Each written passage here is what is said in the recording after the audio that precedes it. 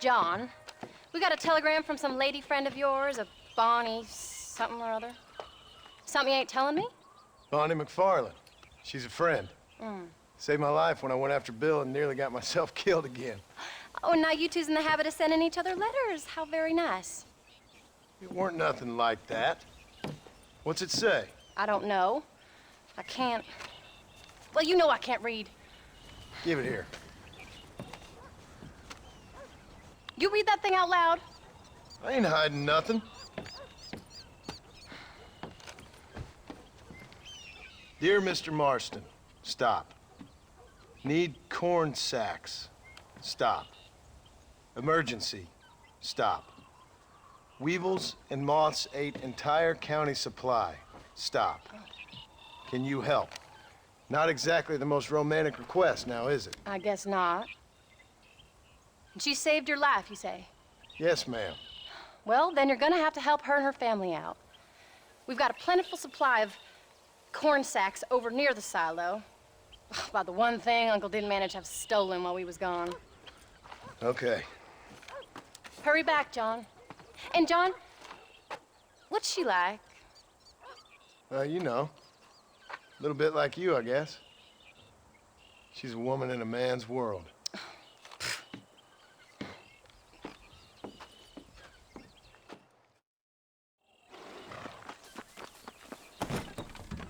John, wait! Maybe I should meet this McFarland woman. What are you waiting for? We better hurry.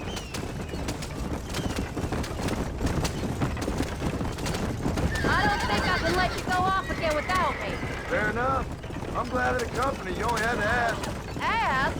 I was waiting for you to ask me. I thought you'd want to keep an eye on the boy. Oh, while you were off supporting the cowgirls in the next county?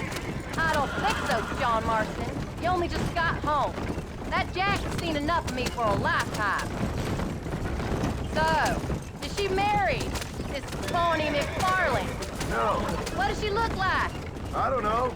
Pretty normal, I suppose. Normal? What? Normal like me? No.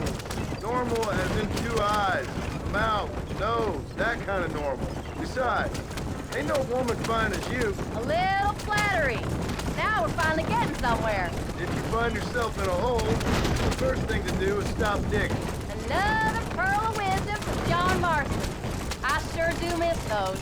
I never took you for the jealous type, Abigail. I ain't jealous so much as curious. You heard what she wrote. It's just some corn. She saved my life, and she was decent enough to me, so I owe her this much at least. How did she save your life anyway? She found me half dead on the side of the road and took me to the doctor. Those folks would have left me there. Half dead from what? Bill didn't take so kindly to me visiting unannounced. Bill never did like surprises. How was he? Same as he was when we left. Angry and dumb. Taking his revenge out on the world. People down there was really scared of him. Of Bill? You gotta be kidding me.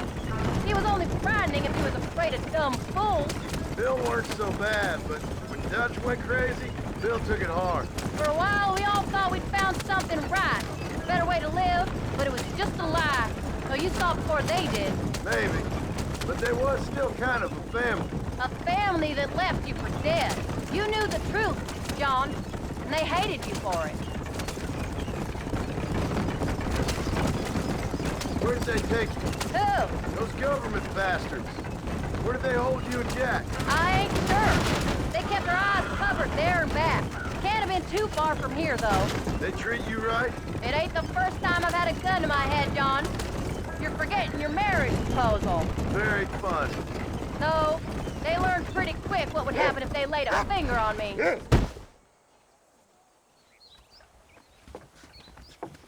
You came. Thank you so much. We lost the entire harvest. Miss McFarland, I'd like you to meet my wife, Abigail. Oh, ain't you quite the gentleman all of a sudden? It's a pleasure to meet you, Mrs. Marston. Likewise. Thank you for saving my husband's life, and for teaching the miserable old goat some manners, among other things. I didn't teach him anything. I know better than to try to change a man. You should meet my father. Oh, people can change, Miss McFarland. John and I have to believe that more than anybody. This is a decent first harvest for you, John. You should be proud. That's good land you got there. How are you feeling, Mrs. Marston? From what your husband told me, it must have been awful for you. I've been through worse, and I knew he'd be back before too long. He can't cook a meal to save his life. Abigail, in my darkest hours, when I was most homesick, just the thought of one of your rat meat stews kept me pushing forward. Well, about as amusing as a weeping saddle sore, ain't he, Mr. Farland? If you're gonna start yammering about women's work, John, I'd say you might be in the wrong company. I'd say so, too. I never felt so outnumbered.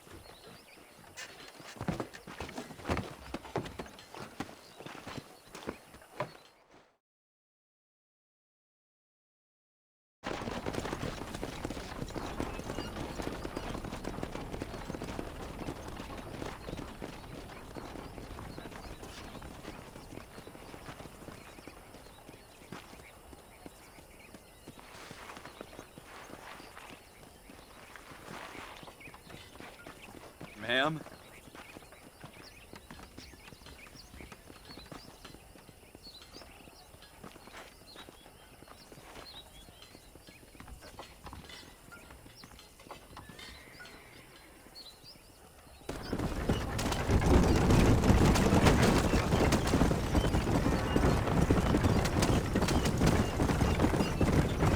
So that was the famous Bonnie.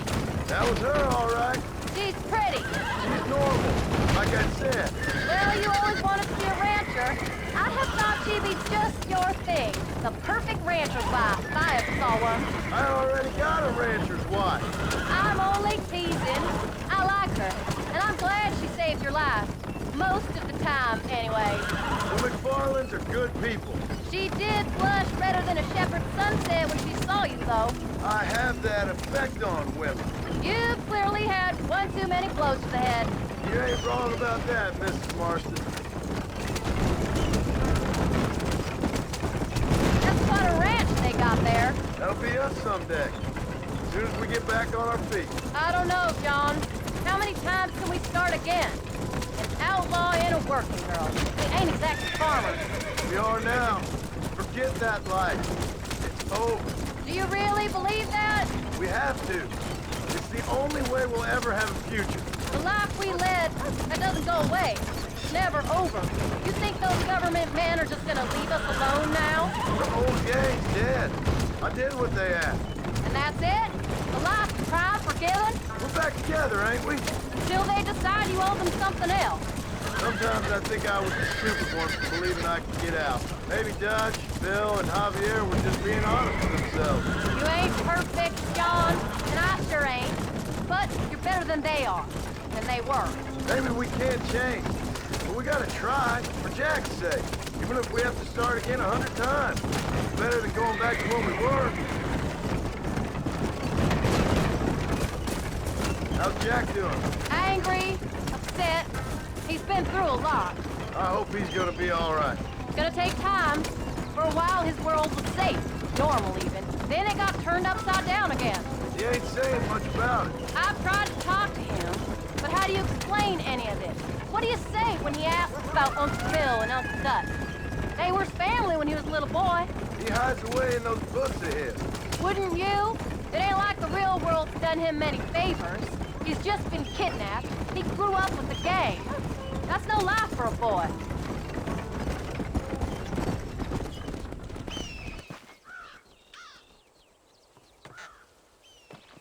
We did good today, John. I guess I better go fix us something to eat.